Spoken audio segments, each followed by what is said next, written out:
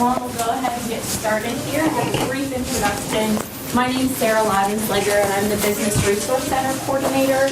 The Business Resource Center is a great little corner of the library located on the upper level. If you haven't been there, be sure to check it out. It's loaded with books related to personal finance, leadership, management, marketing. In addition, some of those take the form of books, audiobooks, periodicals, but in addition we have a lot of online resources as well that could help you learn a new technological skill online, research a company or industry, or even look into financial markets for your research. If you haven't gotten the chance yet, like I said, stop by and check it out. But through the Business Resource Center, I also set up programs like the one this evening. Our program this evening is part of a Wednesday night is Business Night series of programs, but we also set up computer and technology classes and programs related to job and career assistance. So please share what you would like to see in the future on the program evaluation sheet. It helps guide what I do in the future. But tonight I'm pleased to welcome and introduce you to our guest speaker, Michael Alimo. Michael Alimo, beginning 30 years ago, he worked for many Wall Street brokerage houses. Veteran financial advisor, Alimo's last 15 years have been devoted to serving clientele around Connecticut and New England at his USA Financial and Tax Services, LLC. With a focus on retirement planning and risk management, comprehensive financial planning, investment and portfolio management, wealth preservation and transfer strategies, estate tax planning, and education funding.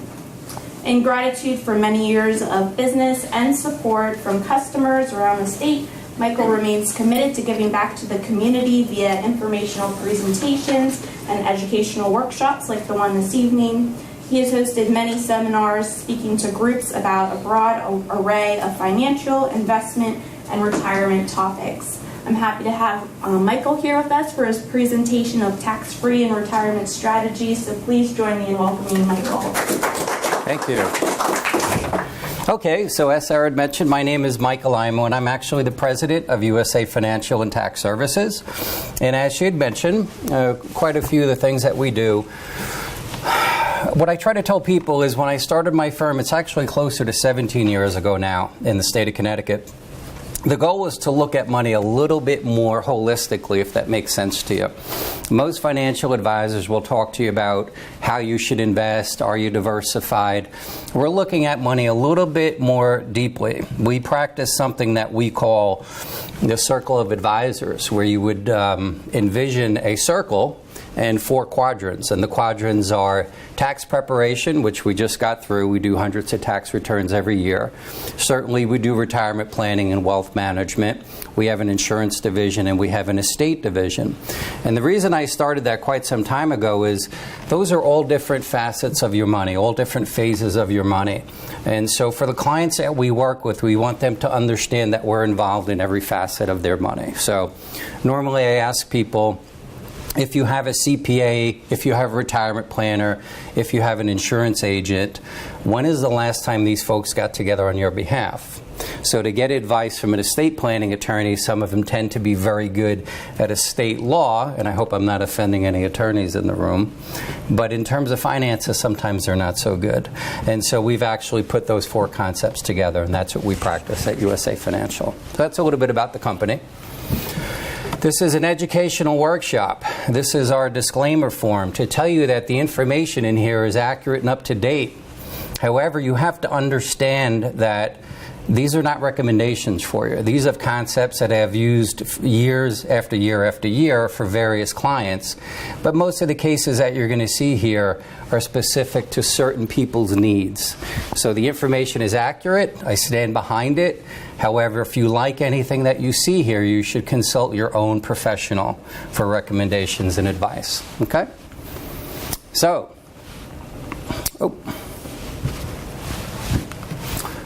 now, what is a fiduciary? Who's heard that word buzzed around lately? A few of you?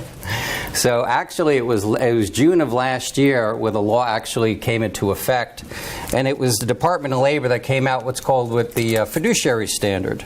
And the Fiduciary Standard, for a short version of the law, was anybody who gives you recommendation and any type of retirement plans had a moral obligation to act in a fiduciary standard. A fiduciary standard is basically for your interests, for your best interest, not necessarily for commission or to sell you something, okay?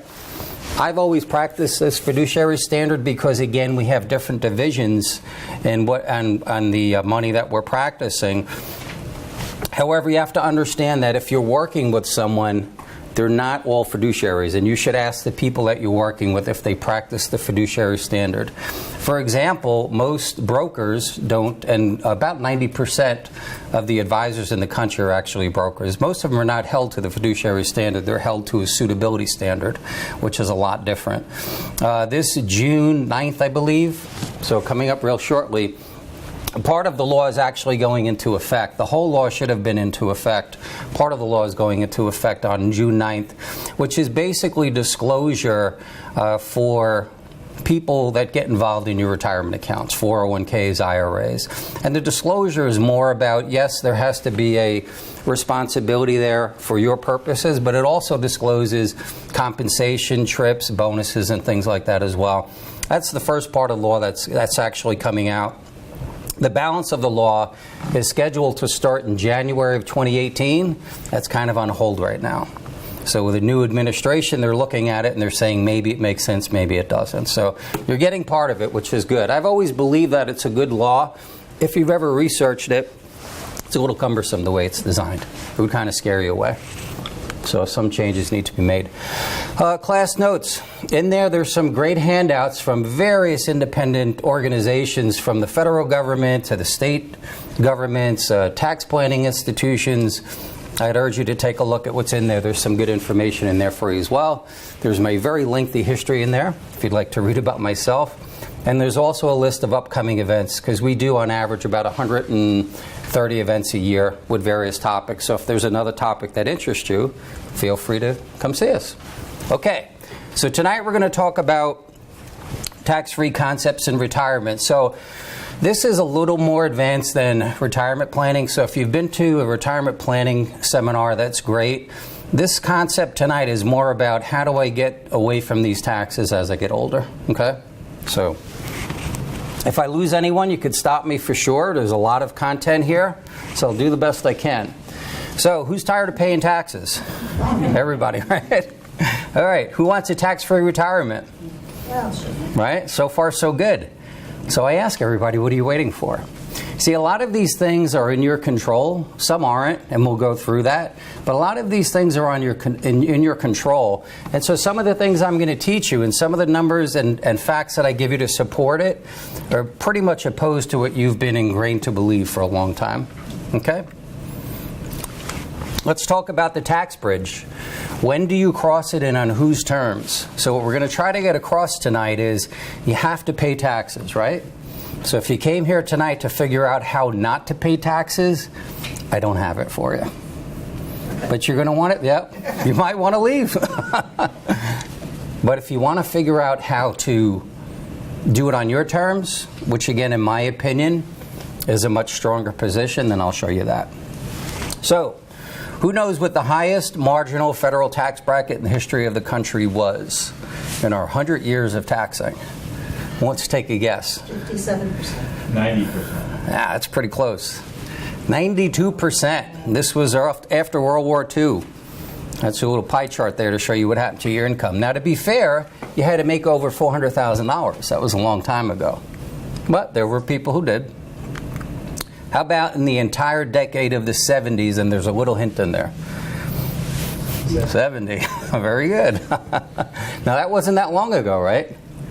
We kind of forget about that. We've been as high as 70% in the 70s, and that was the whole decade of the 70s. What about today? What's the highest marginal tax bracket? 39.6. Most people say that. And on the surface, that's accurate until you include the alternative minimum tax and the affordable health care tax in there. So it is, most people know 39.6. It can actually go as high as 43.4%. So with that background, here's a 100-year history of federal taxes. And I ask people, and some of this presentation tonight, which I hope that you'll enjoy, you have to have your own opinion on some of this stuff, okay? So I ask people, are taxes on sale now? It sounds like a crazy question, right? Because you don't feel like taxes are low. I'm sure if I asked each one of you, you would say, no, taxes don't feel low at all. But if you look at the 100-year historical chart, they're actually quite low. And I know they're talking about lowering them again. And so if that were to happen, you have to wonder, is that a good opportunity? Do you go out and buy goods and services when they're on sale, or do you look to pay the most expensive price? For about 5 years on Wall Street, I did technical analysis, and we would study just charts. We didn't care what the news said. We just studied charts and price action on charts. And the history of the marginal, average marginal top bracket is 58% actually. That's where most of the history on this chart exists. So at 43.4, and if they go lower, you have to wonder if that's a great price. If you also look at that chart, there's not been many times that we've been below this 30 percentile. So we're going to paint a picture here for you, and you're going to have to use your own imagination. So with lower federal tax rates, here's what you've seen all over the news for the last few years. The Wall Street Journal says, what does $18 trillion in debt mean for the U.S. economy? Fiscal Times says, as we hit $19 trillion, have we reached a tipping point? And CNN Money says, is anyone worried about the $19 trillion in debt? Do you hear much conversation about the debt any longer? Not like you used to, right? And Forbes says, as we head towards $20 trillion, where has it been and where is it going and why? This is a frightening chart. If you ever wanted to know where that $19 trillion is owed to, it's all here. This is the usdebtclock.org. And if you've ever gone on this site, it looks like your old electric meter on the side of the house. The numbers just keep turning and turning and turning. I actually checked it before I came in here because I'm waiting to change it to when we actually hit 20 trillion. As of today, it was 19.9 trillion. But anyway, here's where all the money is, all the obligations. A lot of people also say to me, that's great, I've heard that, but what is the real debt of all unpaid obligations like Social Security, Medicare, and Medicaid? Some people estimate it to be over $50 trillion. So not a pretty picture in my opinion. Congressional Budget Office says that the debt is headed towards 103% of the gross domestic product. This is a level we've only seen since that 92% tax rate. All that means is what we owe is greater than what we bring in as a nation on an annual basis. So if we paid no bills for 1 year, we could pay off the debt. Obviously, you can't do that in your household. We can't do that as a nation. But this is approaching a time where we had 92% federal taxes. To be fair to both parties, I tell people I'm non-political, so you know. And we talk about the debt ceiling. Since 2002, our government has been raising that debt ceiling consistently now for 15 years. This just came up about a month ago, and they did what the new terminology is. They kicked the can down the road till September. So they funded enough for the government to get through September, but they have to figure out how to borrow more money. Now, to be fair, since 2002, we've had hard times in the country. We had the terrorism, we had the 2008 banking scandal, and so there's been a need for government to borrow. We've been borrowing on this trajectory now for 15 years. USA Today says, by 2019, the interest alone on the debt will hit about $800 billion a year. And I have to tell you, I'm a numbers guy, and I don't even understand some of these numbers, to be honest with you. So I equate a lot of what's going on to someone's household. If you had a credit card and you had a $20,000 line of credit, as long as you can make that minimum monthly payment, regardless of what the interest rate is, you're fine, right? You're solvent. So what we're heading towards is we're heading towards $800 billion in interest alone on the debt. That has nothing to do with paying off the debt. Imagine if we had to pay higher interest on the debt. So everybody has said that interest rates are going up. So if you all have financial advisors, everybody's been saying, all the financial channels have been saying interest rates are going up, right? Well, did you know this year, since the last election, interest rates have actually gone down? So if we had to pay more interest on the debt, what if interest rates were 10%? The interest alone on that debt would be astronomical. So you have to wonder if interest rates are kind of stuck because we're still borrowing money. And everybody assumes rates are going higher, and I just don't see it yet. So this is what Mike does when he's bored at night and he can't sleep. He looks up very boring information. And this is the financial accounts of the United States. So our government publishes this. This is about a year ago. And I underlined a couple of really interesting things here. On the top left there, it says the net worth of households and nonprofits rose to $89 trillion during the second quarter. So you're doing better. That's what I take from that. Net worth is rising. I don't know if you felt that, but you're doing better. But the two lines that concern me are on the bottom right there. State and local government debt rose at an annual rate of 2.2%. Federal government debt rose by 5%. So I see an equation here. I see a population that is supposedly doing better, but I see the state and the federal government still in trouble. And I don't like that in equation personally. So, with that very upbeat picture that I just painted for you, what do you expect? Do you expect an increase in taxes or a decrease in federal benefits or services? Both. Both? I hear both a lot. I don't disagree with you. I think the problem with both of these concepts are you can't really raise your taxes in a very slow economy. You know, whether we're in a recession or in a flat economy or stagflation, we're not really growing. So you wouldn't be happy if you paid more taxes. There's no wage increases. And for the government to spend less, well, they need to create more income, more revenue. So I think we're kind of stuck. But I think eventually, if you could grow the economy, you'll pay higher taxes, and then maybe they'll spend a little bit less. For those of you who say higher, what do you think the government's spending money on?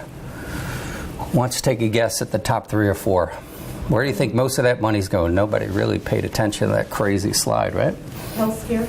Yeah, that's good. Most people don't actually guess that. I'll give you the top 4 or 5 here. So number 1 is Medicare, believe it or not. Medicare is 5 times in deeper trouble than Social Security, believe it or not. Medicare, if you look on their site, has a shelf life of about 7 or 8 years. So this is one that has to be corrected pretty quickly.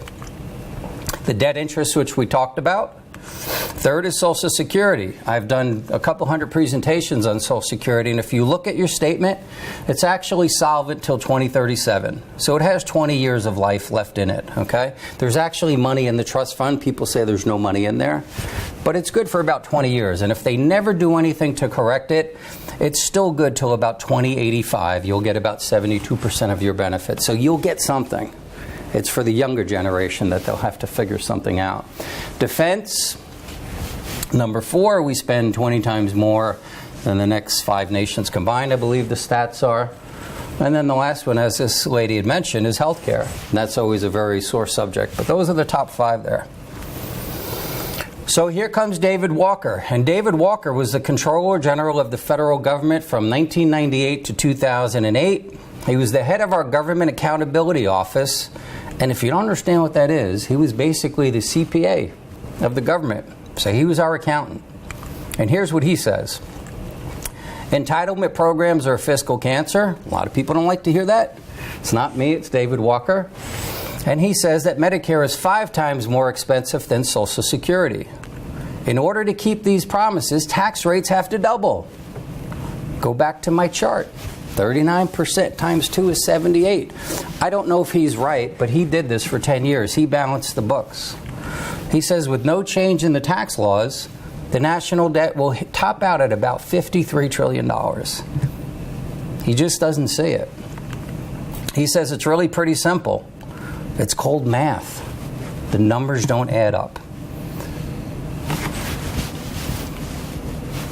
So what are some of the current tax issues that we face? How is income taxed?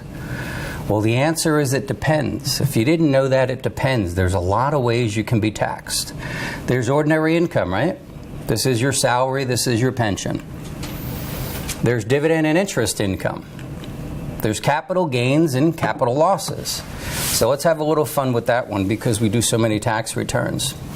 In 2008, when we all lost some portion of money, let's say I lost $30,000. How much can I report on my tax return that year? $3,000. And then I get to carry the rest forward, right? But the next year, the market came back, because markets always come back. And I made $30,000. How much do I put on my tax return? I put on 30. I report the 3 loss, but I have to report the 30 in gains. It's kind of unfair. But that's the way capital gains and losses work. Social Security, if you didn't know this, I'm sorry to give you the bad news. Up to 85% of your Social Security benefit can be taxed as ordinary income. Anyone here collecting Social Security? So, you might know this depending on your income, but there are income limitations.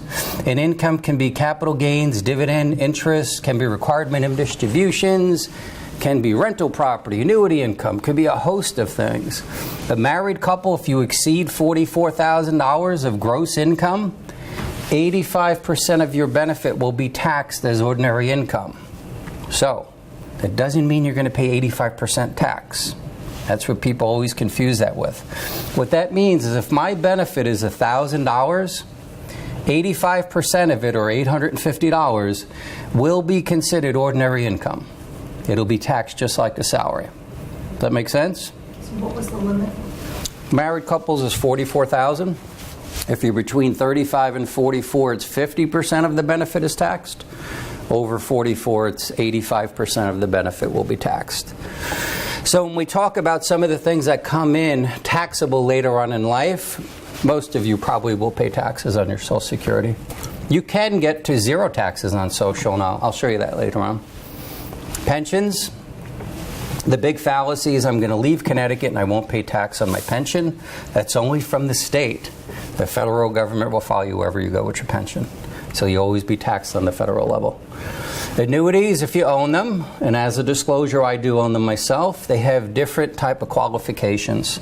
But annuities can actually, the gains can actually be taxed as ordinary income as well. If they're IRA annuities, then it's fully taxable, obviously. Rental properties have depreciation and expenses that you can work off of. So quite a few ways that you can actually be taxed there. Now, let's take a look at this great flow chart to help you understand what we're going at here. So here's taxable income. How many people actually look at their tax return, or other than what you owe or what you're getting back? Most people don't. You do? Good. And a lot of people actually do their own tax returns. Taxable income is on Form 1040, line number 37. And this is possible shrinkage due to the taxation of the money. So again, this could be your salary, could potentially be Social Security, could be a pension, to give you a couple of examples. Now we're left with net after-tax cash flow, right? That's what we're all after, that tax-free thing. Tax deferred goes where? It goes to taxable. You have to read that second word. It said it's deferred. It doesn't say tax-free. It doesn't say tax-exempt. It's just tax deferred. Eventually, it's going to taxable, and it's going to go through the same wash cycle. Tax-exempt kind of confuses people. This is also on Form 1040, line 8B. This becomes part of your modified adjusted gross income. So what the heck does that mean? So let's say Mike has $15,000 of tax-free municipal bond interest. I don't pay taxes on that, but they add the 15 to my taxable amount, and it could actually increase the tax rate on that portion of my money. So the interest I get on something tax-free like a municipal bond is tax-free, but it's added to my other taxable income, and it might put me in a higher tax bracket. I'll show you that in a minute. And then tax-free is pretty simple. It goes right down to the bottom and gets you after-tax cash flow. So if you've never seen this and you didn't understand what you pay and why you pay on the federal level, let's just focus on the top there on a married filing jointly. We have what's called a tiered system, okay? So let's pick on this guy because he's the biggest guy in the room. Let's say he makes $465,000. He's fortunate. Things are great. He doesn't pay 39.6% on all that money. It's a tiered system. So not over $18,450, he pays 10%. From $18,450 to $74,900, he then pays 15% on that portion of the money. From $75,000 to $151,000, he pays 25%. So every time you hit a new threshold, that amount of money gets hit with the higher taxes. So if I made $100,000, to keep it simple, the first $18,450 is at 10%, the next 18 to 75 is at 15, and then 75 to 100 is at 25. Okay? That's how your federal taxes work if you didn't know that. So back to that municipal bond interest, let's pick a complicated number. Let's say I make $74,000. But I had that $15,000 of tax exempt. That puts me into the next bracket. Okay? Anyway, this is how you pay. This is what you pay on a federal level. State of Connecticut, it's a lot lower, right? The highest rate is 6.7%. But what's the difference between the federal government and the state? There's no exemptions. So if I make $100 on the federal level, by the time I'm done with mortgage interest, if I have kids and dependents and child credits and all the good stuff contributing to my 401k, maybe I only report 50. But the state says if you made 100, you pay on 100. Okay? Pretty simple on the state level. State of Connecticut, I'm sure you all knew this. Our state sales tax is 6.35%. Did you know that you pay a gas tax of 38 cents per gallon? So a couple of you are older than me, a couple of you are my age. I remember when I was a kid and we'd go on a trip and you'd pull up to the gas pump and it would say 69 cents for the gas and 10 cents for the state and 15 cents for the federal government, and then they would add the 3 right there for you. They don't do that anymore because if you knew what you were paying in taxes on the gas, you'd be really upset. 38 cents on the gas tax. And then of course you know this, if you're a property owner, you're the 4th highest in the country for property taxes. So it's an expensive state and you're getting taxed on a lot of different levels. What are the most common tax deductions? Home mortgage interest, right? Charitable donations. Income tax is paid, so if you're working, you deduct your state taxes on your federal return next year. Real estate taxes paid, medical and dental expenses, earned income tax credits. You have to have pretty low income for that. Tax benefits for education, child and dependent care credits, contributing to retirement plans. For most people, this is their biggest deduction. They just don't know it. How much can you put into your 401k if you're over 50 years old? Who knows that? $6,500. So that's an IRA. That's good. 401k. Oh. $24,000. So just to have a little fun, to talk to you about tax-free versus taxable. If I can put $24,000 in my 401k, how much can I put into my Roth IRA? $6,500. Why can I put $24,000 in my tax-deferred account and only $6,500 in the tax-free one I want to get into? What if I want to put $24,000 in my Roth? I can't do it. You have to think about that. So some of this you're going to have to engage on your own level and think about it. Why can I put $24,000 in my 401k but only $6,500 into a Roth? Think about that. But one of your biggest deductions is contributing to retirement plans. The question I have for you is, will they be there in retirement? Okay? So for everyone that I sit with, they tell me I'm going to be in a lower tax bracket when I retire. Maybe you will be. And maybe you won't. This is something you should figure out. If I'm doing $24,000, let's say again I'm back to $100,000. Mike makes $100,000, wants his mortgage paid off by the time he retires. That's everybody's goal. So I'm deducting mortgage interest. Let's say that's $8,000 or $10,000 a year, depending on how big of a mortgage is.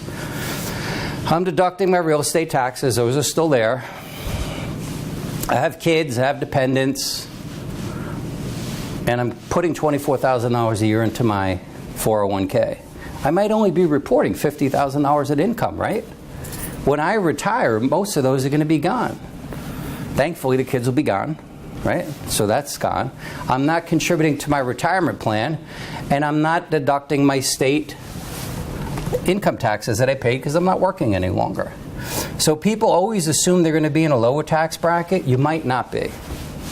Even if you have less income, you're not going to have the same deductions. That's something that you should think about. This is why we do a lot of tax returns. So back to the tax bridge. When do you cross this bridge and when do you pay your taxes? So let's talk about this thing called required minimum distribution. Everybody understands what that is, right? No? Okay. So I'm going to teach you a really valuable lesson because I just saw this happen to someone. Required minimum distribution says the April following my 70-and-a-half birthday. This is very confusing to me. All right? And again, I'm going to give you my spin on things.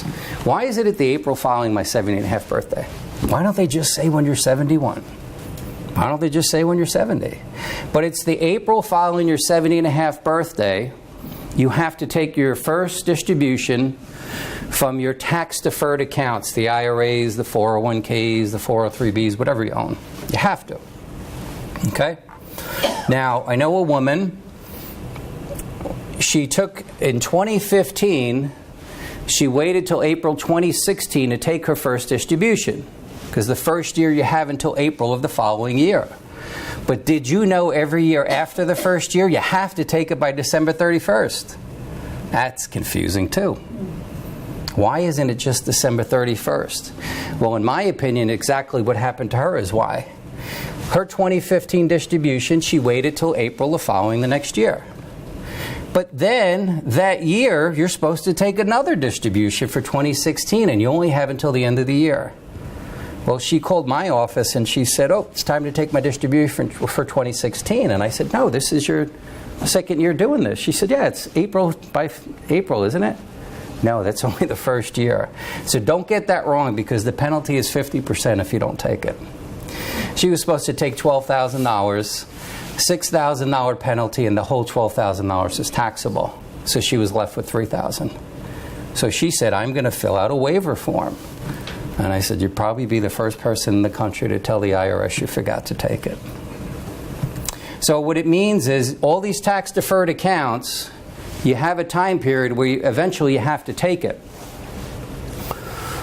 And for the first year, it's the April following your 70-and-a-half birthday. I recommend you take it that year. Don't wait until the April. Get used to the cycle of by December 31st, you have to take the distribution. Okay, so the key word here is required. This is not voluntary. Make sense so far? Yes? No? If not, ask me. Okay. So every year you have to take it twice, in April and December? No, just the first year. You have up until April of the following year. Okay. But then every year thereafter, it's by December 31st. So what I'm saying is that first year, don't take advantage and wait until the next year. Take it that year. Get into the habit of taking it by December 31st of every year. It's based on the prior year-end's account balances, so you don't have to wait for any information. So if you have money at Fidelity or TD Ameritrade or wherever it's at, they'll give you that information. It's based on the prior year's year-end balance. So just take it that year. Don't wait until April. Okay. So when you start taking these distributions, let's say it's roughly age 71, you have to plan on longevity. You're going to take these for a long period of time. This chart here says if you're happily married, there's a 63% chance one of you will make it out to age 90. There's also a 36% chance one of you will make it out to age 95. So you will take these distributions because you're required for a very long period of time. So this goes back to that tax bridge. Now you're required to take it. You've lost control of this situation, okay? Did you know that they grow? Did you know these distributions get larger as you get older? So focus on this percentage column. 71 years old, I have to take 3.77%. Now, I use big numbers when I talk about illustrations, so if you don't have these kind of numbers, don't be intimidated, because it happens on every scale.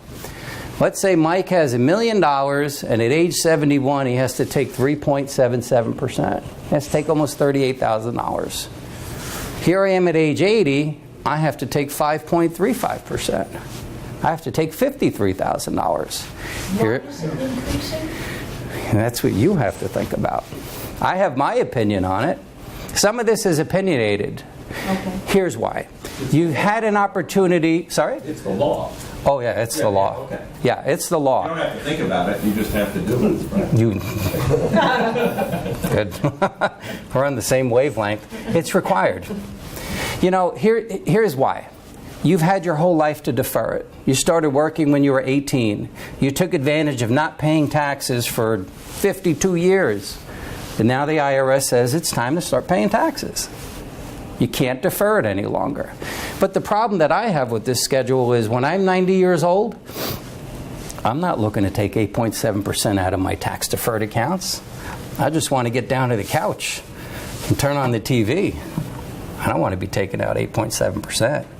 But these grow as you get older. Now, trick question, so I won't put you guys on the spot. Mike has that $1 million, and he has calculated that when he's 71, he needs $38,000. So did I do the right thing? That's exactly what I need. It says I have to take $38,000. The answer is no, because I have to pay taxes, right? So if I need $38,000, how much do I really have to take out? Tell me what the tax rate is when Mike's 71, higher or lower? You all said you thought the taxes were going to go higher.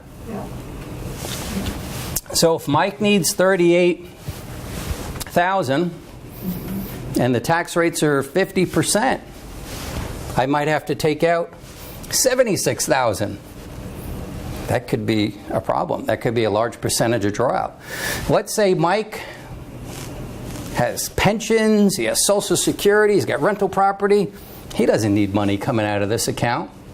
Well, what did I wait so long to defer the taxes for then? Because now I have more taxable income coming in when I get older, and I don't need it. So I might have been better crossing that bridge earlier to get away from the taxes. I'm going to show you some numerical examples where this makes sense, but understand, as you get older, you have to take more. Here's the last question. Mike didn't need that $38,000. So like a good American, he pays his taxes. He's left with $25,000. What would he do with that money? Reinvest it. Right. Remember back to the other chart now? How does that get treated every year? That's going to get taxed every year. That's going to be capital gains, dividend, and interest income. So here comes something new on your tax return. Here's this distribution. It might have increased my other sources of income tax rate. I pay my taxes on it, I reinvest it, and now it's being taxed every year. Guess what? Next year I take the next distribution. I pay my taxes again. I put it in that other bucket of money that's going to be taxed every year. So you're creating a couple of new taxes on your return as you get older. And I've done thousands and thousands of tax returns to tell you that a lot of times this doesn't work out the way you think it was going to. Where is this table coming from? This is on the the IRS site. IRS? Yeah, that's right off their site actually. So, most people would say, I'll take 4% growth. So I want you to understand that chart. So that chart says, here I am at age 71. I had that $1 million, and there's my distribution, 37,868. And look, as I get older, it's 43, it's 51, it's 59, it's $64,000. You're taking more money as you get older. For a lot of people in this scenario, their tax rates are going higher as they get older, not lower. Now see this? Who wouldn't take this? Who cares, Mike? I took all this money, I spent it, I didn't need it, I gave it away, and now I have $700,000 left and I'm 90 years old. Most of you would take that, right? That's not a bad scenario. So let's talk what happens to that money after that. So what if I leave that balance? So I went ahead, I took these distributions, I spent them, I did whatever I want, and now I still have $700,000 left. So what if I leave that to my heirs? Well, of course, to your spouse, it transfers over. That's pretty simple. And then the spouse starts taking their distributions. But if I'm going to leave it to my kids, okay, let's say I'm the second survivor or I'm single. Well, my kids could take a lump sum distribution, which means they take that whole $700,000 and pay the taxes at once. What would you think the odds of that are? What percentage out of 100%? 60, yeah, it's not far. And I'm embarrassed to tell you, I just learned this 3 years ago, it's 65%. You know why? Because people are very private with their money. So going back to here, Dad's gone, and the kids go, I don't know, Dad's had $700,000. I'm going to miss him, but I thank him. 65% would pay all the taxes at once. I kind of equate that to a lottery. Most people, when they win the lottery, don't take the payout over 30 years. They'll take the lump sum. And so lump sum is very popular. But if I left $700,000 to the kids, if you go back to that tax chart, what tax brackets that put them in? The highest one. Plus they have their own income, hopefully. Okay? So that's one option. They could take required minimum distributions based on my age. So if I die at 90, back to that previous chart, they're taking about 8.5%. But they could take distributions based on my age. If it's in a stretch account. So if you have IRAs, 401ks, make sure it's in what's called a stretch account. Not every account is a stretch account. In fact, I sat with someone recently. He has a 403B. He's guaranteed 4% rate of return with no market risk. He said, what should I do with it? I said, leave it right there. 4%'s good. We found out, though, that when he dies, he's single at this point. When he dies, his daughter has to take it over a 5-year period. There's no stretch feature. He has $3 million in it. So nobody's going to feel bad for her, but she's going to have to take $600,000 a year. What's his name and number? He is single. So they could take distributions based on my age. Or some people think this is a good concept, and I have, again, my own opinion on it. They could take distributions based on their life expectancy. So if I die at 90 and my son is 60, he could take distributions based on a 60-year-old, which might be 2.5% or 3%. I call that multi-generational taxing. What does that allow that account to do? It allows it to reaccumulate. If he's making 4 or 5% in that account and he's only taking out 2 or 3, it's growing again. So this is that credit card that never goes away. And then when he hits the cycle, he starts taking the money all over again. So I call that multi-generational taxing. Most credit card companies you deal with don't want you to pay off the balance every month, right? So to you said, why is that the case? That's my opinion as to why. How do I know if I have the stretched out? Just call the brokerage that it's out.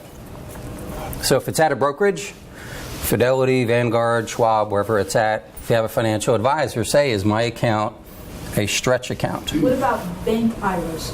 Do they also offer a stretch? Mm-hmm. Yeah. Yeah, but you always want to ask. Yeah. Okay. Make sure it's an option. And not everyone is. So when you convert it, if it's not... Yeah, you could just move it into another IRA that has a stretch feature.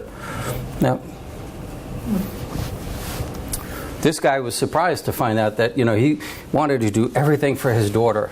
And I said, look, she's going to be fine. But she is going to collect $600,000 a year. She's going to pay half of it. She's going to lose in taxes. So we're trying to figure out a way to avoid that to the best possible. Anyway, those are the options if you leave that money.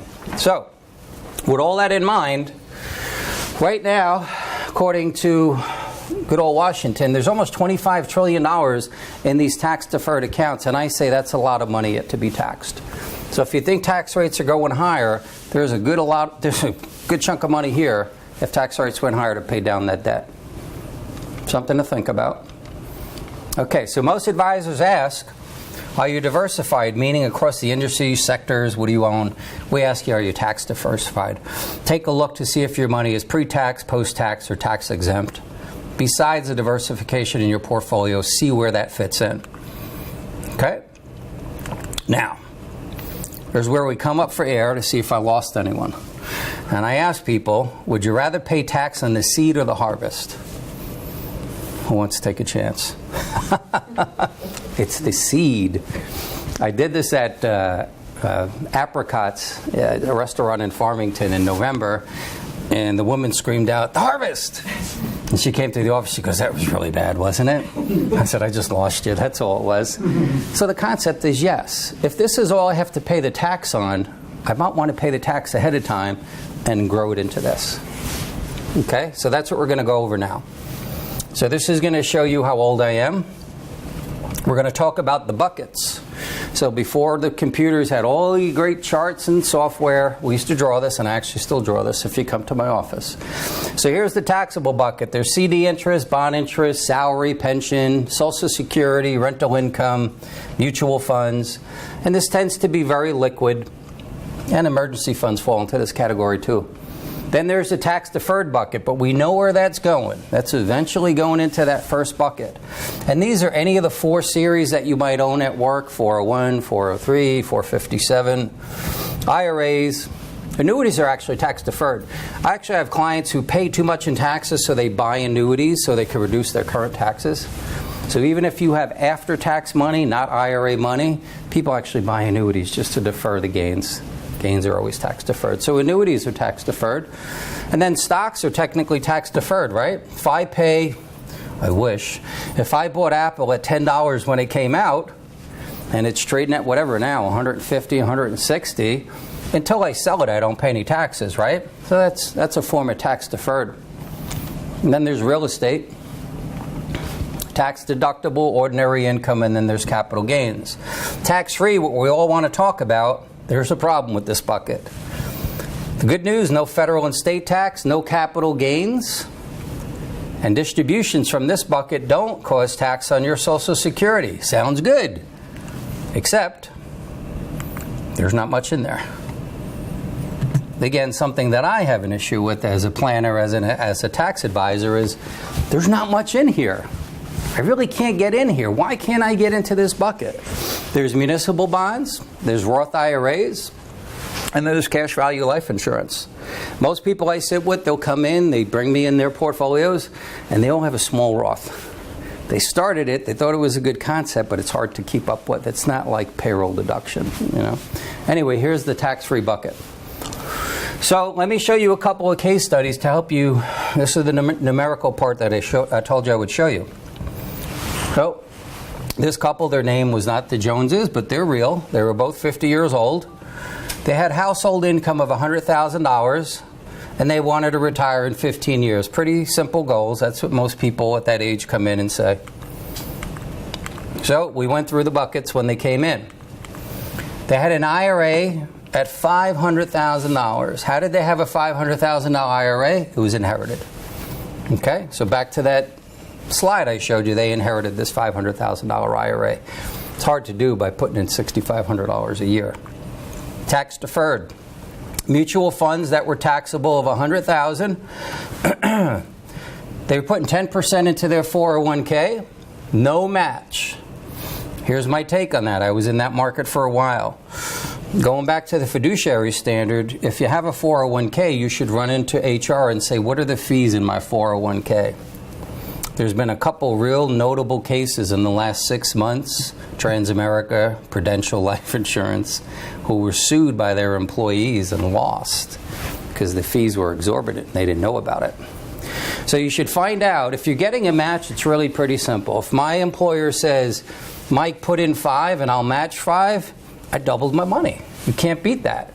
But if I'm not getting anything other than tax deferral, you have to decide if it makes sense as for tax deferral. Because other than that, there's no advantage to it. Okay? So they were getting no match, but they were putting 10% of that $100,000 in tax deferred. And then they had term life insurance and long-term care. I'm a certified long-term care specialist, so if you don't understand the implications of long-term care, you should call me sometime. Basically, if you have money, you have insurance. That's the simplest version. If you don't understand Title 19 and Medicaid, you really should. I like this, and I like the term. I just didn't like how they were doing it. But they were paying $2,000 and $4,000 a year for this. So, nobody laughed at that 8%, but when I met them, they said they were averaging 8% a year return. And I said, if we ever work together, I want to get some of this too. And they said, okay. 7% on the mutual funds because of some fees. And they wanted to know, after attending one of these events, should they continue these 3? Was this a good idea? Because they weren't getting match. And were these 2 good ideas? I went back to my office and I put a little red flag next to all these. I like when people accumulate. It's just not necessarily the way I would recommend they accumulate. So here's what I did for them. So the first thing, remember that chart? I said if Mike had $1 million at age 71, Does he need that distribution? So the first thing we did is we said, okay guys, if you make 8% a year for 20 years, why 20 years? Because that gets him to that 71, that distribution. You're going to have $2,350,000 in there. And they're like, yes. And I said, I don't know where you're getting 8%, but if that happens, you got a lot of money in there, right? That's when you have to start taking these distributions. What would the distribution be and what would the tax bracket be? Well, I already know if it's about 4%, they have to take $94,000 that year. If I don't project they need that when they're 71, then start paying some of the taxes now. Get away from that. Cross the bridge sooner rather than later. Okay. How do you prevent an IRA from growing is what they wanted to know. How do we stop that IRA, that $500,000 IRA from growing? Along comes the IRS to help you out. Now this was good for them because this is for someone prior to age 59 and a half. The IRS says, we have this thing called a 72T distribution. Did you all get a letter in the mail saying that it was available to you? Well, it's been around forever. They didn't tell you, huh?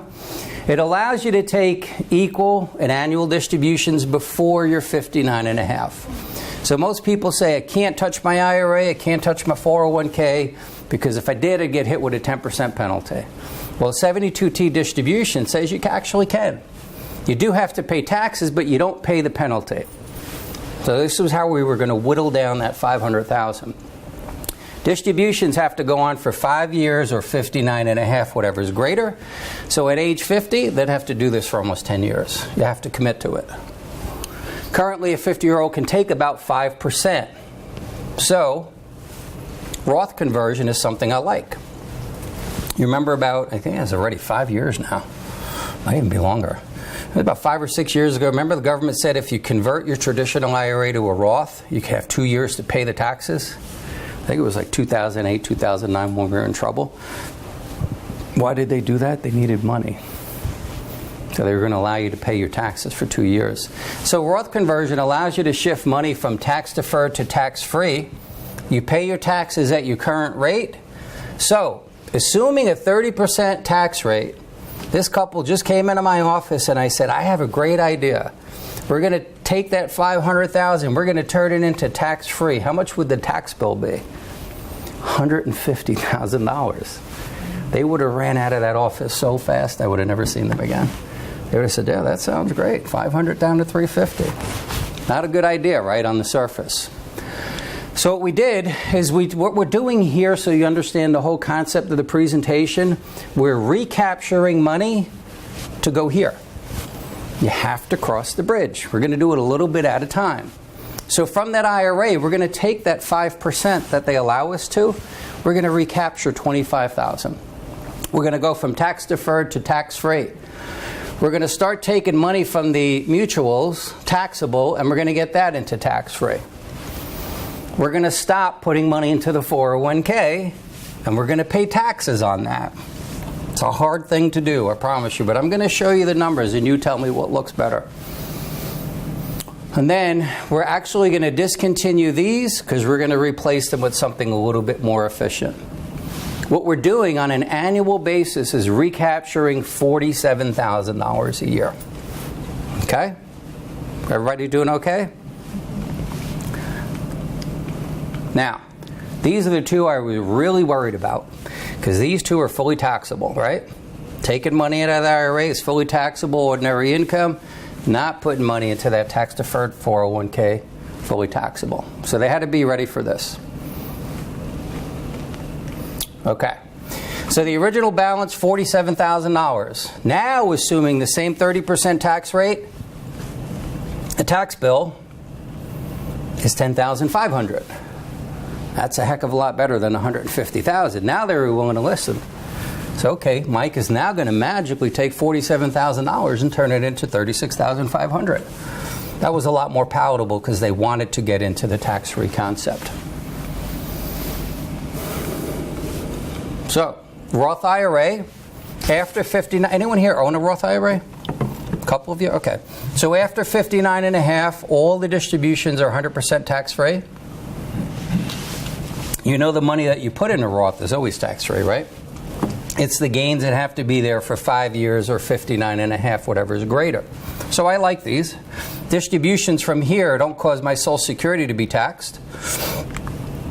And before the age of 50, I can do $5,500. And as this gentleman said before, whether it's Roth or traditional, after the age 50, I can do $6,500 a year. I'd like to do more, but I'm limited to $6,500. But when I can convert, I can do as much as I want. This is another misconception every time I do this presentation. If I took $15,000 out of an IRA and I voluntarily converted it to a Roth, I could do the whole 15. I just got to pay my taxes. I just have to cross the bridge. If I'm making contributions, I need earned income, and I can only do $6,500 a year. Does everybody understand the difference of that? So if I'm working, I can contribute as much as $6,500 as long as I don't make too much money. But if I want to convert money, I can convert as much as I want as long as I'm willing to cross the bridge and pay the toll or pay the taxes. Okay? So here's what we did. Please, on the bottom, what we did and recaptured this money was very specific to their age and needs and goals. So of the $36,500, we put $13,000 into the Roth. Got them into the tax-free. That left us with $23,500. In their case, we put them into a cash value life insurance policy. Remember there were 3 things in that tax-free bucket? Municipal bonds, Roth, cash value life. I'll show you in a minute why I don't love municipal bonds right now. This policy had an optional long-term care rider. So these are becoming increasingly popular as most people for the last 20 years are paying an annual premium on long-term care and hoping they never use it.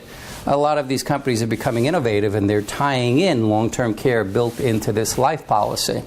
So we were able to save them $4,000 a year in premium that we're putting into that prior long-term care policy. This policy would pay $10,000 a month for long-term care benefits. We were able to get rid of the term insurance, remember why? Because this had a $1.6 million death benefit. So the $2,000 a year they were paying for term life and the $4,000 a year they were paying for the long-term care is now built into this policy.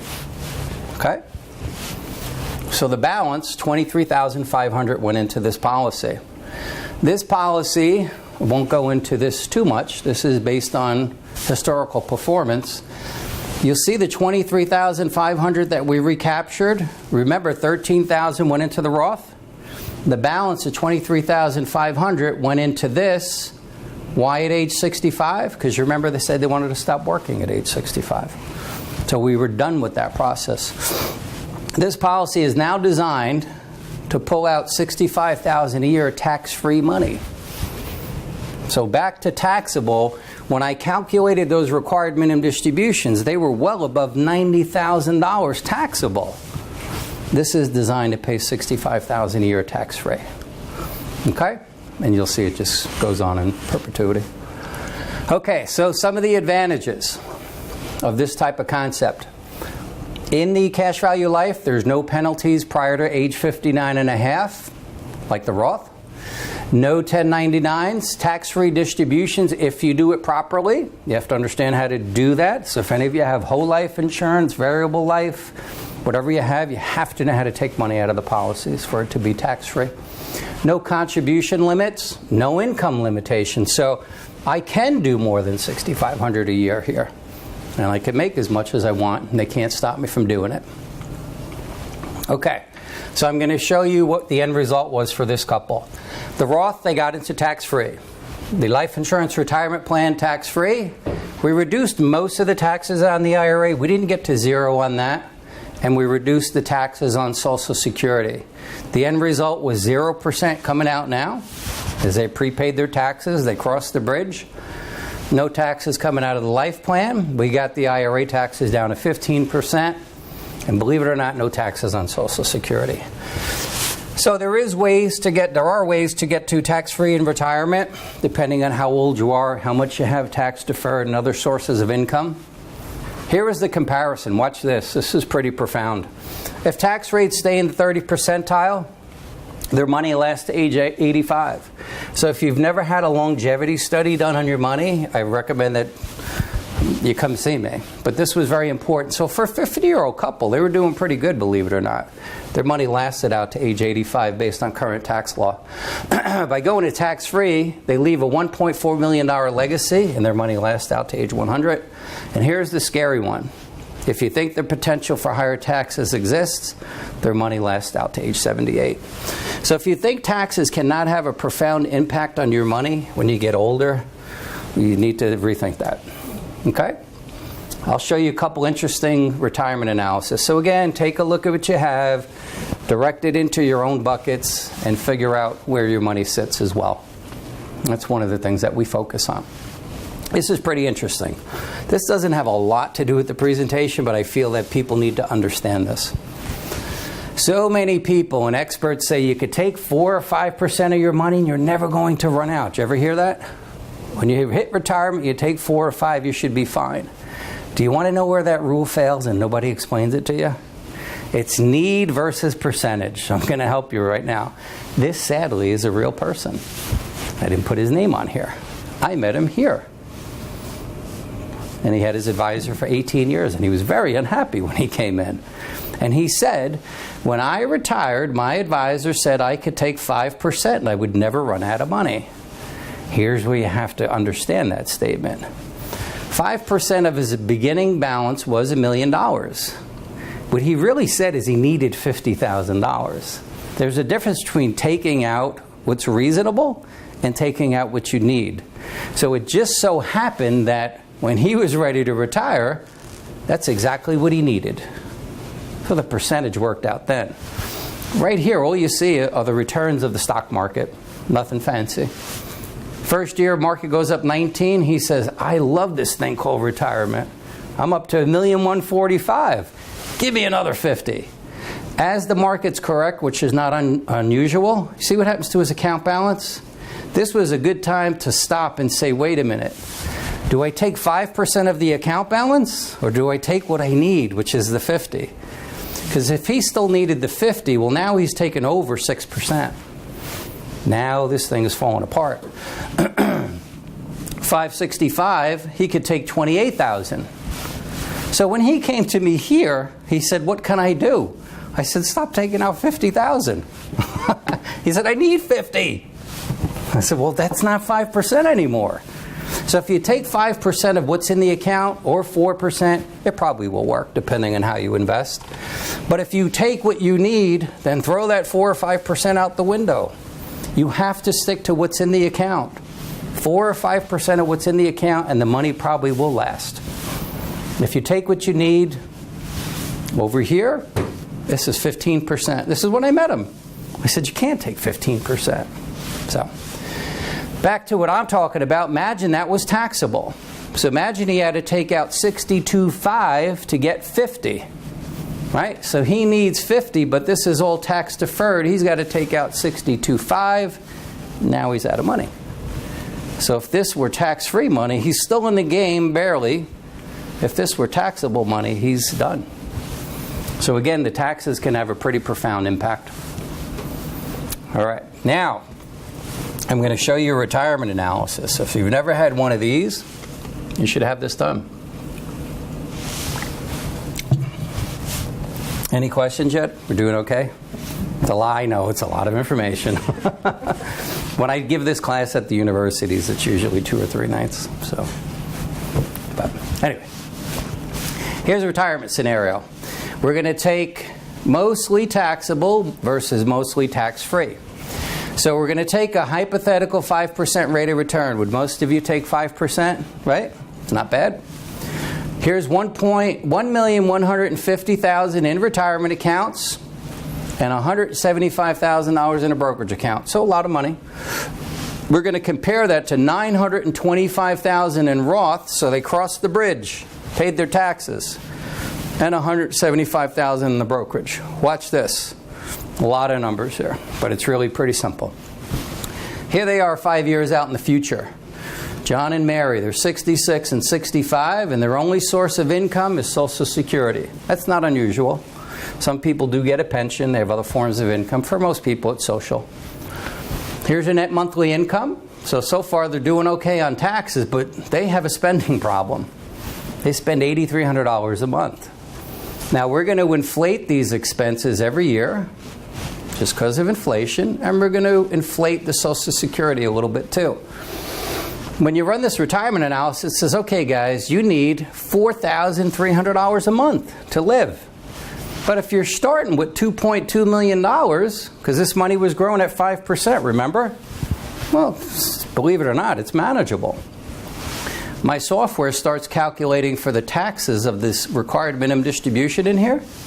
And so here they go out to age 90, and they still have $1,361,000. That's not bad, right? Who wouldn't take that here? You'd all take that, right? This is a success. It's not a tax success, but this is a success. Now watch this. Remember the one that they had all the money in the Roth?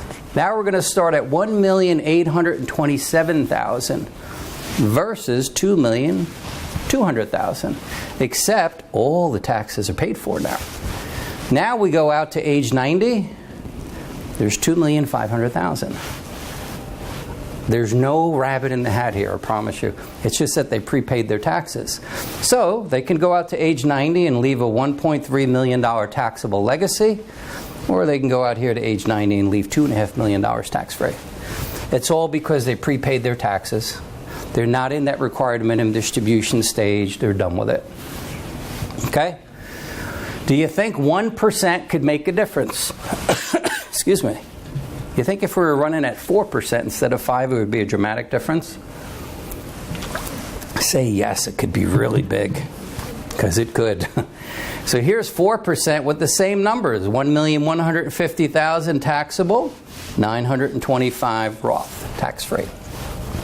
Now at 4%, at age 94, they don't have to worry about leaving money to anyone because it's gone. So at 5%, there was $1,300,000. At 4%, which is a pretty good rate of return, they run out of money. What would my advice be to this couple as a financial planner? Stop spending so much money. Because if you think you're going to make 5%, I wouldn't be the guy for you. I wouldn't want that responsibility. But they're out at 94. Now look, they started with almost $2.1 million, but it's only growing at 4%. Tax-free, 1.7, and there's still $1 million left. I can show you example after example. When you prepay the taxes, there's more left for you at the end of the road. That's the tax bridge. So when I said you have to pay taxes, that is true. But you may want to think about when you pay them. So some of the options that exist, I didn't spend much time on CDs. You'll see how old this chart is. This is when you can get 1.87% interest on a CD. So that's going back some time. Here's an IRA CD. Here's $100,000. Here's my interest. I have to factor in inflation. Cost of goods get more expensive. I pay my taxes on the interest and my remaining spending power. You're losing what we call purchasing power. So most people look at their CDs and say, wait a minute, the same $100,000 is in the bank. It's worth less the next year. You're not keeping pace with inflation and the tax rate. So yes, that same $100,000 will be there, but it will be worth less going forward. So I don't spend a lot of time on these. I'd be the first person to tell you if you can get, 4% in the bank, you should go grab it. Just make sure it's a very solvent bank. Why didn't I spend much time on municipal bonds? Pretty simple. Here's AAA rated, here's A rated. I just actually did this before you came in. If I want a AAA rated municipality, you understand that municipalities are only guaranteed by the claims paying ability of the municipality. They're not FDIC insured or anything like that. So you don't want to buy Detroit bonds and stuff like that. Okay? This is AAA rated. If I'm willing to hold my money for 30 years, it's 2.9%. Now, taxable equivalent is probably about 3.75. But I have to hold this thing for 30 years to get my money back. Otherwise, you should understand this. This is very important. I have what's called interest rate risk. So what the heck does that mean? When I buy a stock, I have stock market risk, right? Pretty simple. If I buy a 30-year bond and it's going to pay 2.9%, what they say is at the end of the 30 years, you could have all your money back. Or if you want to sell it in between and interest rates are higher, I'm going to have to discount them, right? So it'll be me and you this time. I buy this thing and it's paying 2.9%. In 10 years from now, you can buy it from the same municipality at 4%. And I say to you, hey, how would you like to buy my bonds? Got 20 years left on it. It's paying 2.9. And you'd say, well, I can get 4%. What do I need you for? I'd have to discount it. So if I paid $10,000 for it and I sold it to you for $7,000, you might take it, knowing you're going to collect $10,000 20 years from now. That's called interest rate risk. To be fair, and I don't think it will happen, if interest rates went substantially lower, you can sell them for a profit. Because then I'd come to you and say, mine's paying 2.9, you can only get 2%. You have to pay me $12,000 if you want them. So you do have interest rate risk. If I'm willing to go down in rating, I can go up to 3.45%. It's not a great rate of return for 30 years, but for some people who don't like market risk, it's okay. Okay? So that's municipal bonds. Here's another example of tax-deferred compounding at 5% versus tax-free. No expenses, nothing else here. And what did David Walker say? It's just math. So if we take the 5% compounding interest and just pile it into here, you'll see in 20 years, it's worth $663,000, less 30% taxes, $464,000. If I paid on the seed versus the harvest, I start with $200 and I leave with $530. Every example I can show you is if you prepay the taxes over time, you're better off. Especially if you think tax rates are going to go higher. If you think they're going lower, you might not want to do this. Sometimes the questions are complicated and the answers are simple. Okay. I'll show you this one. There's one or two more in here that I'll show you that I think you'll get some value in. This is a very fortunate kids. In fact, when I did this case, I made sure the kids came so I understand what the parents did for them. Here's two teachers. They had a combined 403B plan that would never be used. So they had great pensions, they had rental property income, and they said, we're never going to touch this 403B. We want to do something good for the kids. But we want control of the money just in case. They didn't want the required minimum distributions. So we were able to actually do a tax-free transfer of wealth at almost 300% in gains. So watch this. This was pretty neat. So they had $1,150,000 in this 401k or 403b. We converted $115,000 a year. So we did 10% a year because we wanted to be careful of the tax brackets that we were going to put them in by doing this. 30% left us $83,000 a year. So very similar to that young couple. We took $115,000, we turned it into $83,000. Not that impressive. What we did is we put it in a similar type policy of $83,000 a year, and after 10 years, this was fully funded. So we converted that $1.1 million, we turned it into $823,000. Now, the parents have access to the cash value in the plan if they needed it. So let's say everything came apart and they said, guess what, we really do need that money. Well, it's sitting in here, they have access to it. However, when they die, the kids walk away with almost $3 million. And if you understand how life insurance goes, it goes tax-free, right? So we took that $1.1 million, we turned it into $3 million tax-free. When I showed this to their kids, what do you think the kids said? Yes! But of course they said, Mom, Dad, we don't want your money. But this was a really nice thing because the parents still had access to the money if they needed it during their lifetime, but they knew they were probably never going to spend it. So they're going to leave the kids $3 million, that's why I made sure the kids were there. It was really nice. The comparison, had they stayed on this taxable return, here's I've done some really big cases, I've done some really small cases. You shouldn't be intimidated by the numbers because this works at $100,000, it works at $1 million. These are just some cases that I'm showing you that I did. Had they stayed on this taxable system, here's their required minimum distributions, less the taxes, it would have been $1.4 million, which is still a great legacy, versus $3 million, so no comparison. These things take commitments, though, because it takes paying taxes. This is the hardest part of what I'm trying to teach you, is if you wait till you're 71, you're required to do it, right? I can't help you then. Now, I actually do help people who are in that required minimum distribution stage, because think about this concept before I close the door on that. Let's go back to that $1 million. Mike has to take $37,000. He pays his taxes. There's $25,000 left. I can't put that in a Roth. You know that, right? I don't have any earned income. So I have to invest it somewhere, and I'm probably going to pay taxes if that money makes money. So be it. What if I took more than that $37,000? What if I took my required amount, because I do work with older people who are taking their distributions. What if I took that $37,000 and I said, okay, I'm going to invest it.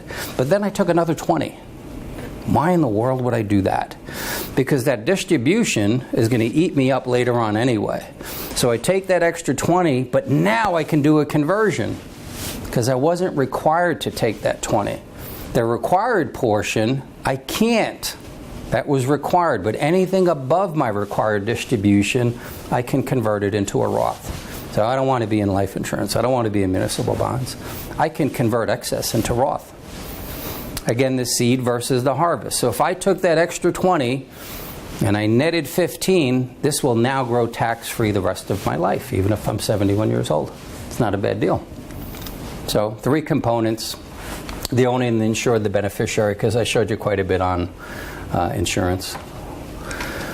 Okay, so touchy subject. I'll show you how we use this also as a legacy and a tax-free conversion. So long-term care, what's becoming very popular are these asset-based programs. Asset-based means I basically put in a lump sum and I'm done. I'm not paying annual premiums that are subject to rate increases.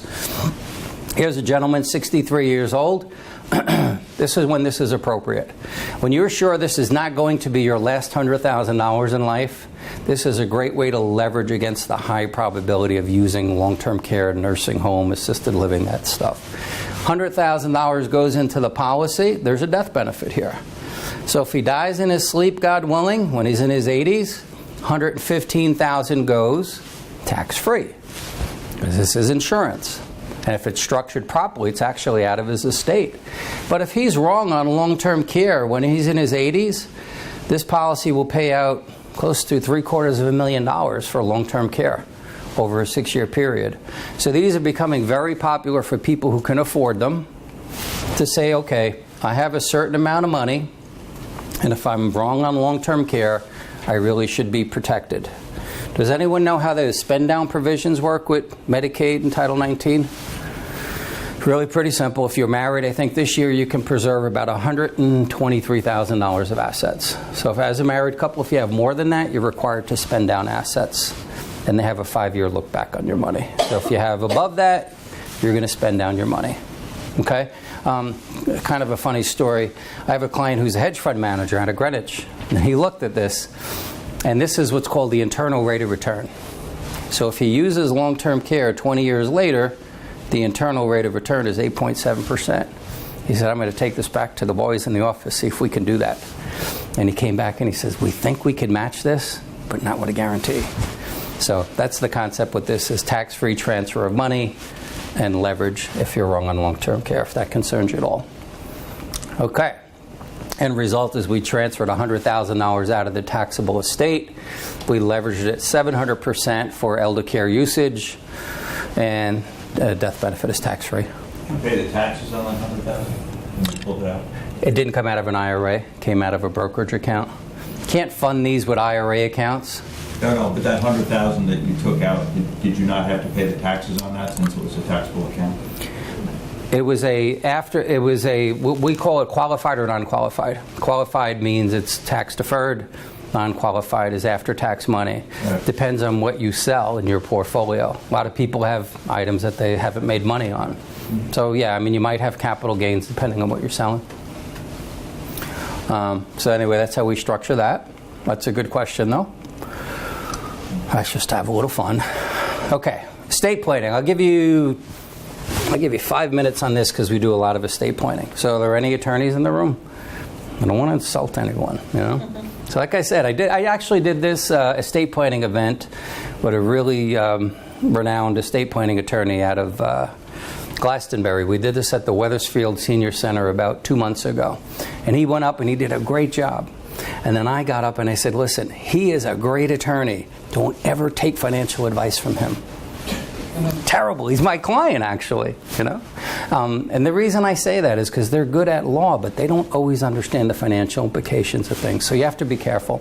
And the reason I say that is, how do you plan your estate until you know how things are taxed, right? So there's real estate, which has what's called a stepped-up basis. Do you understand what that means? I buy my home for $200. I die. I leave it to my kids. It's worth $500. They inherit it at the $500. Back to that Apple stock, I paid $10, it's selling for $150, and when I die, the kids inherit it at $150. They don't pay any taxes. That's called a stepped-up basis. If you gift it ahead of time, they lose this. Most attorneys know that. Then their stocks, again, has that stepped-up basis. So if I hold on to that stock when I die, they inherit it at that cost. There's mutual funds which experience that. There's IRAs, that's that ordinary income thing. So will they take a lump sum? What will they do with it? How do you structure that into an estate plan? 401ks are the same way. Annuities, a little bit different. Actually, they're very complicated. Cash equivalents, life insurance, tax-free in most cases. There are some cases where it actually can be taxable. Municipal bonds, most of the time tax-free, unless they have to discount them. And then there's Roth IRAs as well. So you have to understand how your money falls into that estate first before you go out and buy a trust and everything else that they offer you. Okay? Now, what do you pick? Do you pick a revocable trust or an irrevocable trust? You want to know the simple difference? I'll save you an hour from a presentation. Revocable means it's an open book. You can make changes, right? Which is kind of good. You have 3 kids, one's doing better, one's doing worse, there's a special needs grandchild. You make changes within that trust as you go along. Revocable trust is also nice. It's kind of your wishes from the grave. So I'm alive now, I'm healthy, I drive home to West Hartford, I don't make it tonight. Well, what happens to Mike's estate? Well, it's all in the revocable trust. My wishes, I didn't plan on dying today, but all my wishes are in that trust. That's kind of important, right? So you don't have to fund the revocable trust, by the way. And there's ways to do that with pour-over wills and different stuff. By the way, a will. What is a will? Who knows what a will is? A will is a ticket to probate court. It is. Did you know if you don't have a will, the probate court could charge upwards of 20% of your estate value to settle it? So Mike has $1 million. He doesn't even have a will. In fact, you know who didn't have a will? The guy from The Sopranos, James Gandolfino, didn't even have a will. He was young. He wasn't planning on dying. A will says Mike has $1 million. It's got to go to probate court because now everybody loved Mike and everybody deserves something. And so the probate court's got to hire a conservator to decide who gets what. That could take a couple of years and they could charge upwards of 20% of $1 million to settle that. A will should cost you $600 or $700. It's one of the best things you could have if you don't have it. You need a durable power of attorney. What is that? If I was married and all our money as a couple is in my 401k and I became incapacitated, my wife can't access my 401k. I have to die for her to get it. Because by law, she's the beneficiary, but she can't access it if I'm incapacitated. Durable power of attorney allows you access to that. Healthcare proxy, living trust, how do I want to be treated in my directives if I'm in that incapacitated state? So you have to understand what you're buying before you buy them. So be careful when you sit with estate attorneys. As a disclosure, I do a lot of estate planning for people with various attorneys. I don't get compensated for it. Sounds crazy, but it's to show my clients that I have interest in other facets of their money without getting paid for it. So we assist people with this, but we don't get compensated. Our tax returns we do for $99. I lose money on every tax return. It's just to keep you in-house, basically. But there's a lot of different things you could do. There's gifting, there's credit shelter trust. You need to understand these before you actually plan your estate. So once you have your enough, you want to figure out how to reduce the tax burden. Do you want to continue to save now and save for retirement? Do you want to leave money for your children or grandchildren? Charitable giving. We do a lot of various charitable trusts. Do you want to reduce your taxes and have more to spend now in retirement? Or this was very popular in 2008 and 2009 when people were really feeling lousy. Or just want to spend it. I don't care about those. Anyway, that's the concept. I'm going to bypass this one because this one takes a lot of time if you guys don't mind. This was an estate case where the heirs were going to be left with a lot of money, over $3 million, and by making some changes, we got it up to $4.2 million. So, if you think the tax rates will be lower in the future, then you sat here for an hour and a half for nothing. Okay? You might want to continue taking advantage of the tax savings now if you think tax rates are going to be lower. I obviously wouldn't be doing this presentation if we were at 50% and I thought tax rates were going down. I have a lot of concerns with the high debt and the low tax rate right now. The numbers just don't add up. As David Walker says, we have high debt, we keep incurring debt, and the tax rates are low. If you think the tax rates are going to be higher, then you might want to embrace some of these concepts and take advantage of taxes, what I call on sale.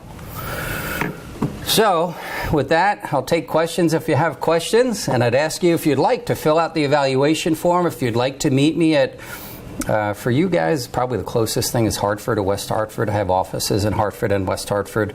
But the point is, if you have a specific question, write it on there. I'd be happy to call you and answer the question. If you wanted to get together and do a tax analysis or retirement analysis, my commitment to all the locations that allow me in to talk to you is I'm not going to charge you for anything. So the analysis and consultations are free. It's not a solicitation type of thing. But it's more of an opportunity to understand what I do for people if you'd like to come in. But you'll have to put some type of contact information. But more importantly, if you have a question, just ask me. And Thank you. Excellent presentation. Oh, thanks. I really enjoyed it. I'm an investment banker by background, so I live numbers all day long, and I subscribe to all your thesis. I'm just curious as to your opinion. I like your hat, by the way. That's a good saying, actually. Hope is not a strategy. I was walking through an airport, and a priest came up to me, and he said, "You know, in my business, it is." That's pretty funny, actually. So the problem is, over the next 20 years, the government's going to have to make some major changes because, based on your presentation, which I thoroughly agree with, they can't continue on for the next. And a concern that has been shared with me by some people way smarter than I is that if you have assets, the government's going to just basically come in and do a wealth tax because that's the only way they're going to be able to balance the checkbook. And so if you have already paid all your taxes and you now have a tax-free estate for all the reasons you talk about there, right? What are the likelihoods that the government's going to come in and say, well, that was great, but I'm either going to make you pay all your taxes now that you didn't pay, or if you already paid them because you were really clever and went to a presentation and learned how to do that, you're still going to pay. Because we have to get money from everybody. What's your sense on it? So I deal with things, so those are all good points, but I deal with things incrementally. First, I deal with what's going on now. Right. And I say we have $20 trillion in debt. We continue to borrow. We have no growth in our economy. We have no wage pressure going upward. Right. We have a weak housing market, so I don't like those combinations. Right. And I think tax rates are low. So the first thing I want to do is get into that tax-free arena. Now, as the laws change, I'm going to adapt to that as well. So my first step is to get into a more favorable position for myself for when this comes falling down on me. There's a lot of, going back to estate planning, there's a lot of things you could do within trust to shelter the money. I mean, you know, if you think that some of the wealthiest people in the country are really giving their money away, you need to understand what they're doing. They're putting them in charitable remainder trust, they're putting in irrevocable trust, and their kids and their heirs are benefiting off the interest off of billions of dollars in these trusts, and the money never leaves the trust. So there are legal instruments to go to the next step to deal with any type of changes, but I deal with things incrementally, which is, I think taxes are low now, I think they're potentially going to go higher, I think the nation as a whole needs to get a handle on what they're doing, and I want to get away from that first wave. After that, I would go to plan B. I just don't know what they're going to do next. But if you think that, you know, the only way to pay down that $20 trillion in debt is just to grow the economy, that's just not real. If you study the history of Japan, they've been at zero interest rates and they're at negative interest rates now. So you pay them to put money in the bank. So they've tried this zero interest thing for 30 years and it hasn't worked. Will we be better at it? We might be, but we can't get better than 1% growth. So I have a lot of concerns about how they deal with that debt, and I think that it will go higher. So I want to get away from that first, is my answer. Yeah. tagging on your question about things changing. When I first started working in 1978, and got involved with the 401k at work. Part of my money was in something that was pay the taxes now. I don't remember the name of the fund There could be a Roth component in your 401k. It's not uncommon. There was something back then. And then at some point the government said no more. And they said you couldn't contribute to that angle anymore. Right. And then, so things went into the tax deferred for years. Right. And now I've opened up a Roth within it, and I'm going good, you know, I'm back in the pay the taxes now kind of. Right. However, someone has told me that when I go to take this money out, because of the combinations of money that is in my 401k, I can't control whether when I say hi, I'd like $10,000 or whatever my thing is out of it. I can't control what flavor of money comes out of my 401k. So I have a client who just moved over to me and he worked for UTC. So here's that example. So 401ks are good accumulation vehicles. They're terrible at distribution because they're dealing with tens of thousands. On the federal level, I'm certified to work with federal workers. They have a TSP. There's tens of millions of people in that thing. So they'll let you accumulate. The fees are low. The investments aren't so great. But in terms of distribution vehicles, some of these things stink. So the UTC guy said, hey, I have $28,000 of tax-free money. But then the rest is in the 401k. When he called there, he said, well, I want to pay off my mortgage before I retire. He was retiring this year. And they said, oh, we can't pull out the $28,000 by itself. It's intertwined with everything else. So it's going to be what they call pro rata. So if you take out $28,000 from the tax-free, you're going to take out $60,000 from the taxable account. He says, no, I don't want to do that. They said, we don't have the means to do it. I said, I do. Roll it over to me and I'll take out the $28,000. So the answer to that is not knowing your plan or who you're with is they're not great distribution vehicles. It's doable. They just may not want to do it for you, have the capability to do it. Yeah, they said it was some rule. They have a percentage of each kind. When you say you want $10,000 out, there's a certain percentage of this one. Yeah, it's called pro rata. They're going to take it from everything. Now, what we did in that UTC case is we got a statement from them that said he had $500,000 in tax deferred, $28,000 in tax free. When it came over to the company that I work with, we separated it because we had their documentation claiming that it was $28,000 tax free, and we sent him a check for $28,000 so he could pay off his mortgage. It's not that complicated, but depending on who your plan is and what their limitations are, that's not uncommon. The other thing is a lot of 401ks, and you want to check what your plan. If you have a Roth component in your 401k, believe it or not, sometimes you have to take a required minimum distribution. It's not taxable, but you still have to take that percentage because it's easier for them to calculate. So you have $100,000 in your 401k and $50 in the Roth, they're going to require you to take it from both. One will be taxable, the other one won't. When you roll that out into the outside world, into a Roth, you don't have to take any distributions. That's just how they operate. So, anyone else? What if you don't have this kind of money that... It works on every level. Yeah. You know, so a lot of the cases I show, believe it or not, it's easy to work with big round numbers, but the first thing you want to do is some type of analysis to see, am I solvent? That's why I showed you those retirement analyses in 4 and 5%. Is 1% can make a huge difference depending on if that money's taxable or not. So I'd recommend you do a retirement analysis. Again, we'd be happy to do it for you. You could do it somewhere else. But then you deal with the tax implication. That's why I started off saying this is a little bit more advanced than retirement planning. Usually the first step is say, okay, I'm solvent. So remember this slide here? It says, once you have your enough, it goes back here. Once you figure out that you have your enough, you want to deal with the tax implications. So once you think you're in good shape and this all works out numerically for you, then you want to figure out how to reduce the tax burden. So it's not as simple as saying, okay, I get this much from pension, I get this much from Social Security. Kind of is. I get 401, annuities, you know, and that's only, you know. And can I draw on this board here? You mind? So you'll get a kick out of this. Remember I said, you say, Mike, you can't be doing this 30 years. You're too young. Would you start at like 10? right? I'm waiting. Okay, so watch this. So all I'm showing you with all this fancy stuff, you could do this at home. Ready? I still draw this for people. Now, this is a true story. This is not a cow with udders.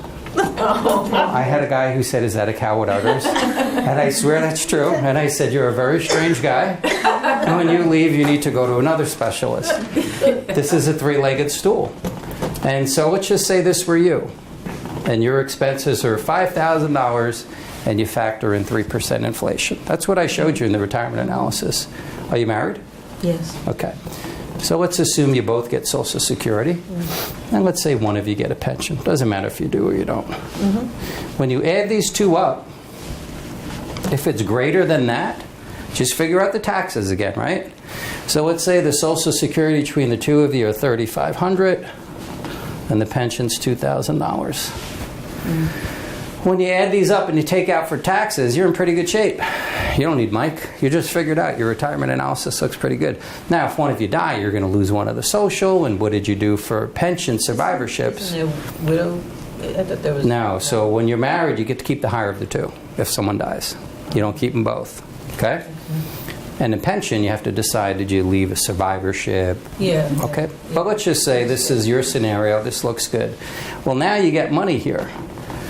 And as far as we look at it, it's just money. Doesn't matter right now if it's tax deferred, tax free, or whatever. It's just money. Well, in this scenario, you want to ask yourself, what do I want to do with this money? Because back to some of the cases I showed you, you don't really need it for solvency and retirement. Now, there's only two scenarios here. You don't get a pension. Now you know you're short. You got $3,500 coming in, you need $5,000.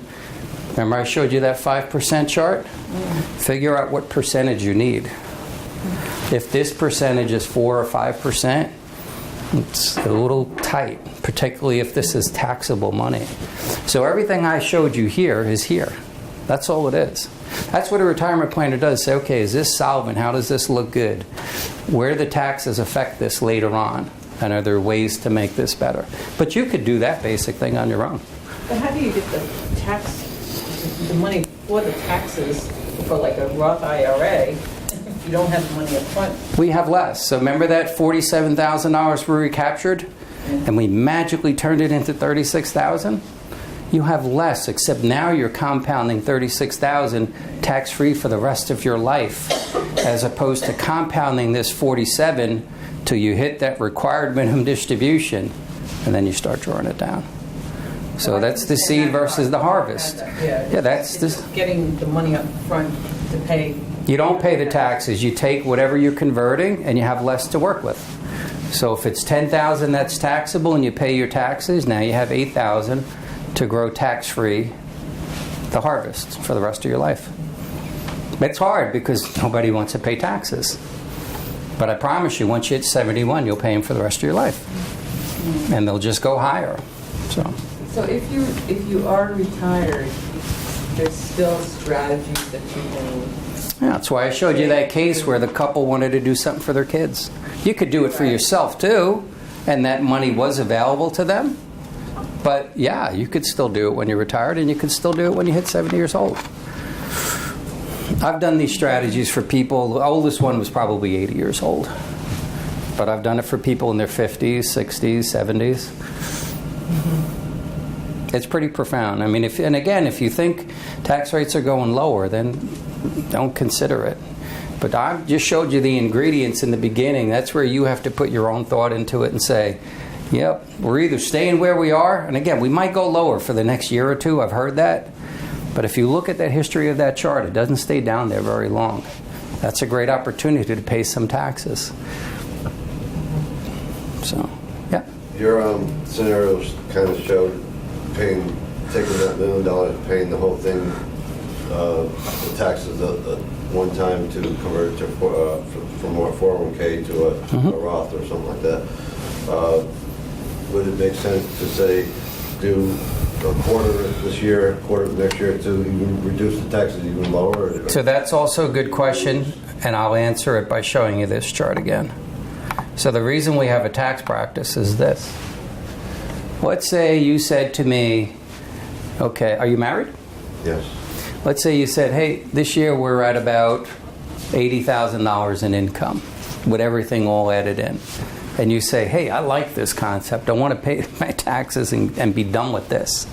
Well, in this case, you can go up another $70,000 and stay in the same tax bracket. That's not a bad deal. But if you said, hey, we're at $75,000 now, and I like this strategy, well, you're going to jump into 25% if you want to take advantage of it. But you're going there anyway when you start taking your distributions. So I'm always cognizant of these tax brackets to see what I'm doing to you before I recommend you do it. You want to hear a great story? So you're thinking that it does make sense to do it all in one shot rather than just spread it over? Depends on the tax implications of it. So we would look at that. Yeah, I calculate that. That's exactly what I do. And how long? And then I ask people, what do you consider fair rate of return? If you say 4%, then I factor in 4% on that tax-free money and how long. Here's a great question to ask you to answer your own question. If you have $1 million in your 401k, how much money do you have in it? Half that. Right. You don't have $1 million. So I'm saying get to whatever it is now and allow it to grow tax-free. Everybody says, oh, I have $100,000 in my IRA. No, you don't. You didn't take anything out yet. Take it out and tell me what you have. I'm saying start taking it out. Now when you have a Roth, municipal bonds, cash value life, whatever you have in there is really what you have. If you think tax rates are going higher, that $1 million might be, like you said, half of that. I don't know. I just don't trust. Here's a great story. So I have a client for about 7 years. We weren't doing his tax returns because he said, oh, I have a guy, I love him. He's been with me forever. I said, that's good because they don't really want to do your tax return anyway. But so he called me up and he said, look, he says, we're delaying this Social Security, get a higher payment later on in life. I think I want to take $20,000 out of my brokerage account. And I said, okay, that's a good idea. I said, why aren't you taking it out of the IRA? You have no other income right now, right, other than that small pension. He says, no. So I said, well, as a couple, let's say you have no deductions, so you get standardized deductions and exemptions, right? Most people know what that is. So that means I get about $23,000 in deductions. His pension was $15,000. So that means he still has $8,000 in deductions, right? That means the first $8,000 that comes out of his 401k, how much taxes does he pay? Nothing. When did you ever think you could take money out of your 401k and pay no taxes? So the first $8,000 that came out was 0. The next 18 that came out was 10. So his aggregate was 5%. He took $26,000 out of his 401k and he only paid 5%. He said, I want you to do my taxes next year. So a lot of it is really just simple math, but again, this is why we have all the different components to what we do. I don't want to put you in this I don't want you to go from here to here to accomplish it. So then we stage it over time. But that's a good question. Anyone else? 59 and a half. I'm 55. I just turned 55. Teasing you. I started working when I was 4.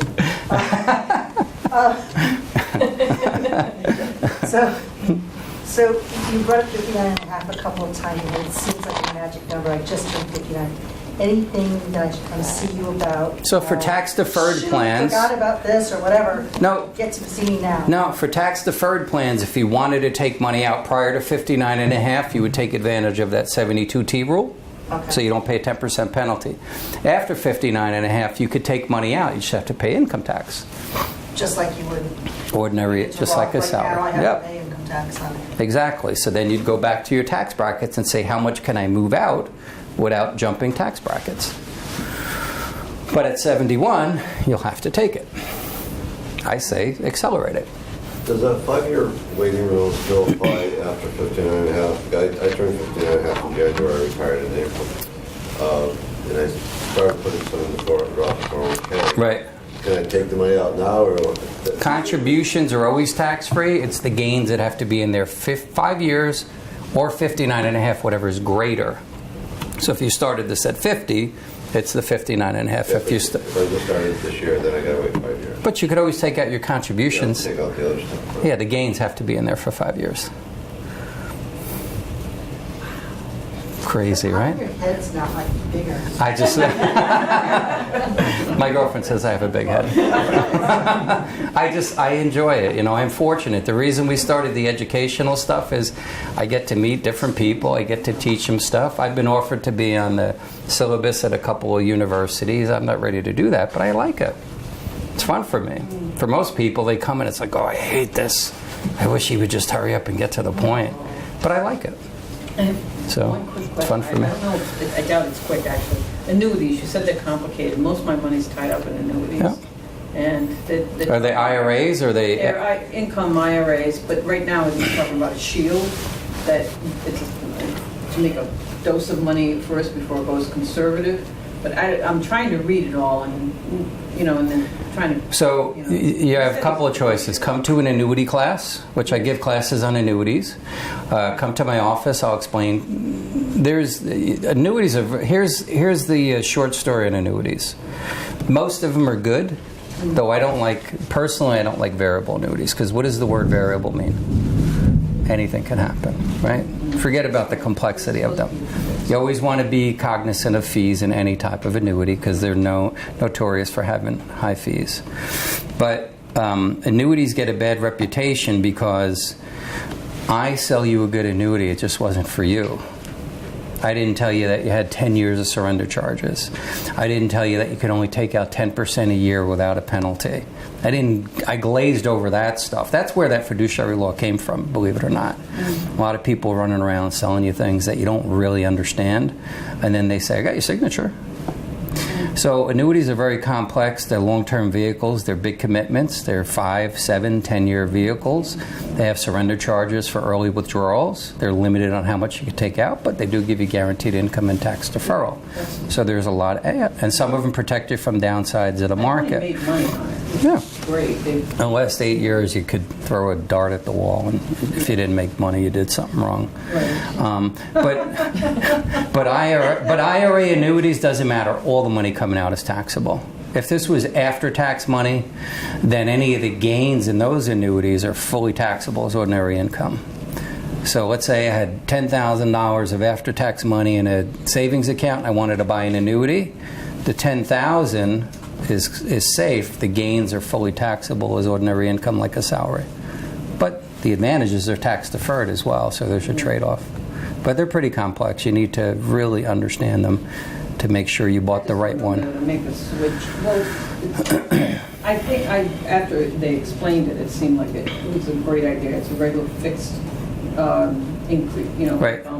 Distribution. Right. But it's what they have been advised to go into.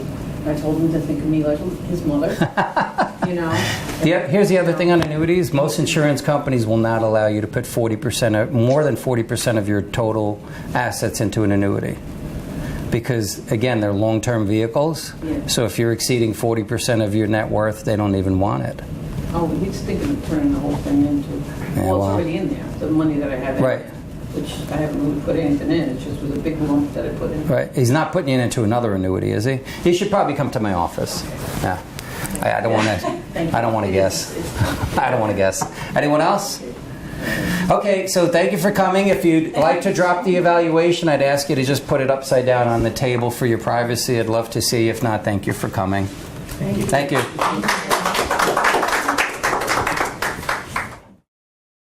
Funding for Simsbury Community Television is provided in part by contributions from viewers like you. Thank you.